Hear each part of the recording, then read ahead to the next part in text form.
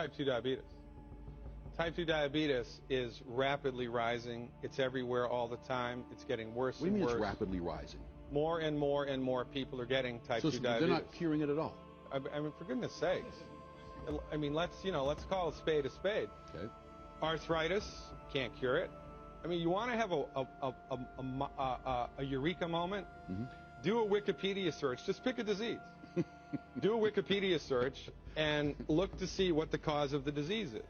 We don't know what the cause of the disease. Medical doctors don't know what causes anything. It's supposed to be genetic.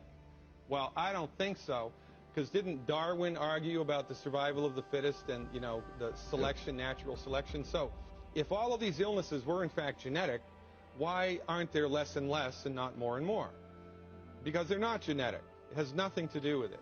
If there's anything to do with the chromosomal activity and the relationship to chronic disease, it's because of epigenetics, environmental factors which negatively affect the genes. Something that's genetic, you're born with it. So the pancreas is not producing enough insulin. Is that what's going on? Well, okay, so there's two types of diabetes. Type 1 diabetes, okay, where your pancreas stops producing insulin. Okay. Then you need insulin to live. And type 2 diabetes, which you develop later on in life, where your body starts to get sluggish in its ability to metabolize sugar, right? Mm-hmm. Type 2 diabetes is rising rapidly. Now, interestingly enough, the medical doctors have no idea what causes it, and they have no idea how to cure it. They manage it with metformin and with insulin. Metformin reduces the liver's ability to metabolize sugar. So let me walk you through how this happens, okay? So you eat something that has sugar in it. By the way, sugar is not the Antichrist. Okay. Sugar is the gasoline of the body. You couldn't blink an eyelash without sugar. Sugar is so important to the human body that your DNA is made from it. DNA is an acronym, deoxyribonucleic acid. The ribo stands for ribose, which is sugar. Sugar.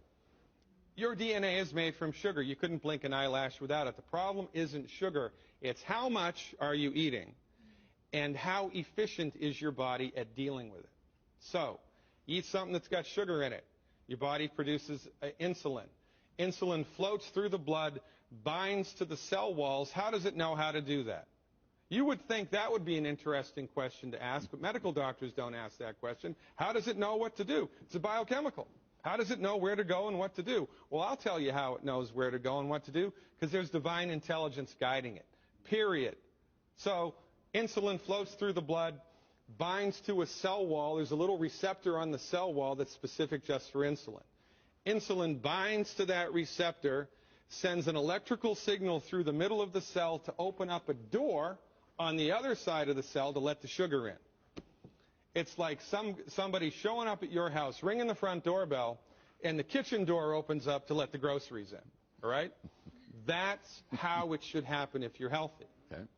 But in order for that signal to go through and open up the sugar door, minerals need to be present inside the cell. So we're back to minerals. It's a big deal, man.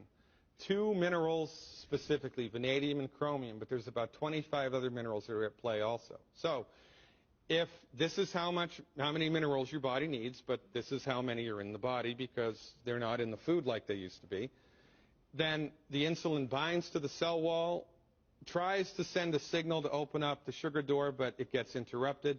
The sugar door stays closed. So what does the body do?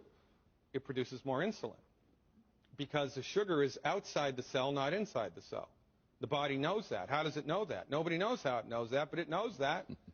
So sugar is still in the cell. The body produces more insulin, more insulin, more insulin. It rings the bell. The door's closed. It rings the bell. The door's closed. More insulin, more insulin. Finally, there's so much flippin' insulin in the blood that it forces its way through the door. It slams through the door, breaks the door open, a little bit of sugar gets in the cell. Is that a good idea? It's a bad idea because you break the door when that happens. What happens when you break enough of those doors? Your fingers fall off, your toes fall off, your feet fall off. You get diabetic neuropathy, you get gangrene, all of which are associated from blood sugar issues, but not blood sugar issues, too much insulin. What does the MD deliver? Insulin. to somebody who's type 2 diabetic. And their other strategy is to give a drug called metformin, which inhibits the liver's ability to produce sugar. Well, this is fascinating, right? Yeah, let's do that instead of just giving minerals, which, by the way, in 1957, it was proven by a medical doctor that vanadium and chromium specifically was related to type 2 diabetes. This guy named Mertz, Dr. Mertz, could turn type 2 diabetes on or off in laboratory mice by giving or withholding chromium. That was in 1957. Well, why haven't we heard about it? Why isn't it out there mainstream helping people? Because a medical doctor, the pharmaceutical industry makes more money managing the disease than they do in curing it. Interesting. My people are destroyed by lack of knowledge. So if you were seeing someone right now with type 2 diabetes, what would you do for them? You give them minerals. Bob's your uncle. Boom. You give them the 90 essential nutrients. And this is the holistic method, okay? The holistic method is the body knows how to fix itself, the body wants to fix itself, the body's trying to fix itself, but the body needs help. We need to eat food. We need to breathe air. We need to drink water. Well, there's one more thing we need to do that nobody told us. I'm telling you right now.